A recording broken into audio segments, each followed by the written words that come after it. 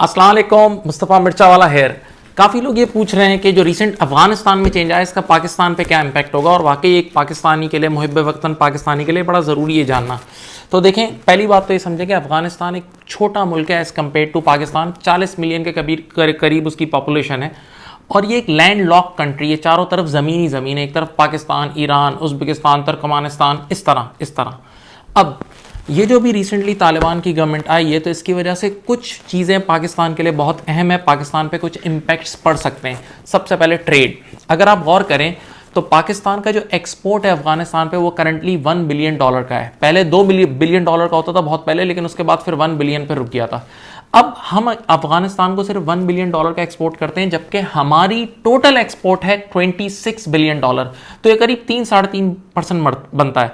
और हमारे जीडीपी से भी अगर हम कंपेयर करें तो हमारा जीडीपी है $300 बिलियन का, तो उसके सामने ये $1 बिलियन कुछ भी नहीं है एक्सपोर्ट, राइट। अब आते हैं इंपोर्ट पे। इंपोर्ट तो बहुत कम है हम जो अफगानिस्तान से इंपोर्ट करते हैं, $180 मिलियन की, जबकि पाकिस्तान की टोटल इंपोर्ट करीब $60 बिलियन की, तो कुछ भी नहीं है। लेकिन यहां एक बात बहुत अहम है, वो क्या है कि अफगानिस्तान जो भी इंपोर्ट करता है ना, टोटल इंपोर्ट, उसमें से क्योंकि लैंड लॉक कंट्री है तो आधी इंपोर्ट पाकिस्तान की जमीन से होती हुई जाती है। ये बात बहुत अहम है। अच्छा, अभी रिसेंटली जो तालिबान की गवर्नमेंट आई है तो उसके बाद हम देखा ये जा रहा है कि काफ़ी सारी पाकिस्तानी कंपनीज बहुत बुलिश है कि यहाँ से एक्सपोर्ट होगा। जैसे सीमेंट के बारे में कहा जा रहा है, सीमेंट एक दौर में यहाँ Pakistan to Afghanistan 4 million ton export होता था, लेकिन उसके बाद 9/11 के बाद और उसके बाद गिर के ये 2 मिलियन टन पे पर ईयर के हिसाब से एक्सपोर्ट हो रहा है पाकिस्तान से।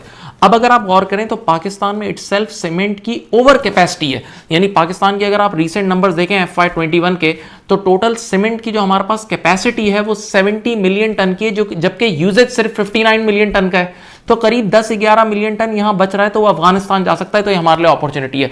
बाकी दूसरी गुड्स के लिए भी बहुत अपॉर्चुनिटी है, दूसरे एक्सपोर्टर्स भी इसके लिए बड़े वो तेज हैं कि अफगानिस्तान गुड्स बेचना आसान है। उसकी वजह यह है कि यहां से अगर हम यूरोप और दूसरे कंट्रीज, दूर के कंट्रीज में बेचते हैं तो फ्रेट चार्जेस बहुत लगते हैं, जबकि अफगानिस्तान पे सीधा एक रोड के थ्रू आप भेजते हो तो फ्रेट चार्जेस कम लगते हैं। तो ये एक अपॉर्चुनिटी है।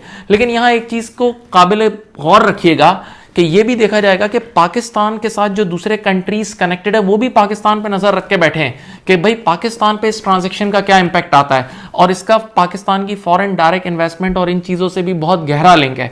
अच्छा, याद रहे कि इसका CPEC से भी लिंक है, चाइना का भी इसमें बहुत बड़ा इंटरेस्ट है कि अगर यहां मामला सुलझ गए और लोगों ने, सारे मुल्कों ने इसको एक्सेप्ट कर लिया, जो कि एक बड़ा डिफिकल्ट केस है, तो उसके बाद वो जो पूरा CPEC का जो रूट है वो पूरा पाकिस्तान, अफगानिस्तान और दूसरे कंट्रीज से कनेक्ट करते हुए पाकिस्तान को भी इसमें बहुत बेनिफिट होगा।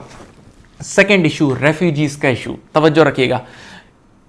स्टैटिस्टिक्स ये बताते हैं कि करीब 3 मिलियन अफगान रेफ्यूजीज इस वक्त पाकिस्तान में ऑलरेडी हैं, और इस ट्रांजैक्शन के बाद जो भी तालिबान की गवर्नमेंट आई है उसके बाद करीब 4-5 लाख रेफ्यूजीज और आ सकते हैं।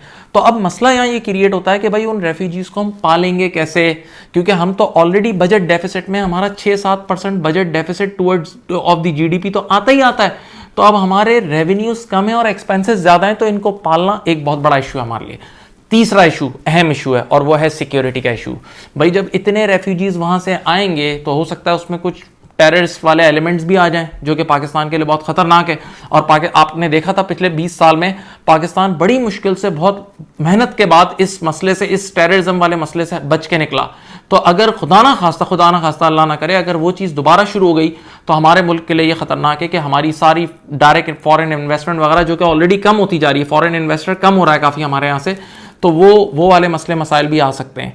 लेकिन अब पॉजिटिव साइड क्या है कि अभी तक के जो हमने हालात देखे हैं ना, तो उसमें यह नजर आ रहा है कि इस बार मुमकिन है कि तालिबान पॉलिटिकल मैच्योरिटी दिखाएं।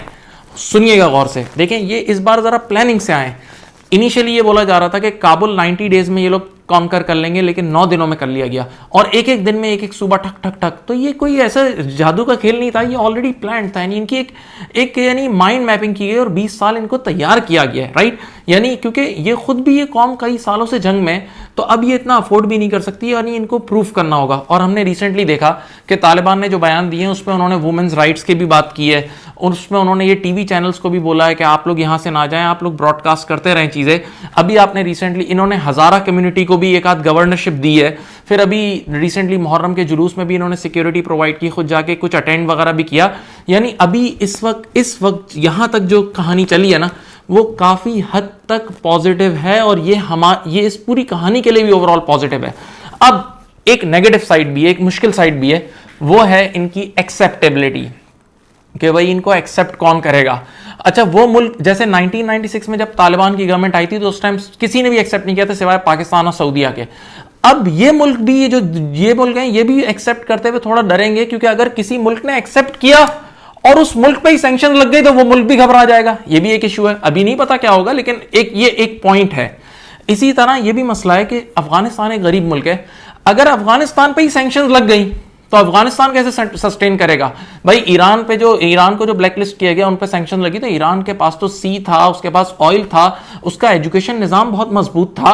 फिर ईरान एक 7,000 साल पुराना मुल्क है, तो उसकी अपनी एक हिस्ट्री भी है।